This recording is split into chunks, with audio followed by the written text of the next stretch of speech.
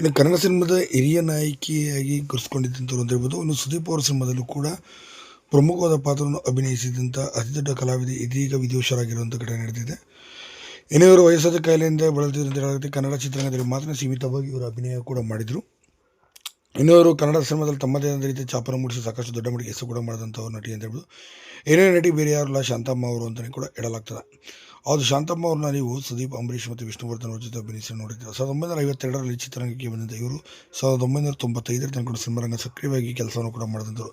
ಇನ್ನು 2001-2002ರಲ್ಲಿ ಮನಸ್ಸಲ್ಲ ನೀನೇ ಮತ್ತು ಹುಚ್ಚ ಸಿನಿಮಾದಲ್ಲಿ ಕೂಡ ಇವರು ಅಭಿನಯಿಸಿದರು. ಇದಾದ ನಂತರ ಅವರ ವಯಸ್ಸಾದ ಕಾಯಿಲೆ ಮತ್ತು ಮರುವಿನ ಕಾಲದಿಂದ ಸಿನಿಮಾರಂಗದಿಂದ ದೂರ ನಡೆದರು. ಸದ್ಯ ಇಂದು 95ನೇ ವಯಸ್ಸಿನಲ್ಲಿ ಈಗ ಕೊನೆಯ ಸೆಳೆದಿದ್ದಾರೆ. ಹೃದಯಾಘಾತ ಮತ್ತು ಬಹು ಅಂಗಾಂಗ ವೈಫಲ್ಯದಿಂದ 95ನೇ ವಯಸ್ಸಿನಲ್ಲಿ ಮೈಸೂರಿನಲ್ಲಿ ತಮ್ಮ ಮಗನ ಮನೆಯಲ್ಲಿ ಕೊನೆ ಸೆಳೆದಿದ್ದಾರೆ. ಇನ್ನು ಇವರ ಸಾವಿಗೆ ಇಡೀ ಚಿತ್ರರಂಗ ಕಮ್ಮನಿ ಹಿಡಿದಿದೆ ಮತ್ತು ಇವರ ಮಗನೂ ಕೂಡ ತುಂಬಾ ಕಮ್ಮನಿ ಹಿಡಿದಿದ್ದಾರೆ. ತಮ್ಮ ತಾಯಿಗೆ ಇನ್ನಷ್ಟು ಹೆಚ್ಚಿನ ಚಿಕಿತ್ಸೆ ಸಿಕ್ಕಿದರೆ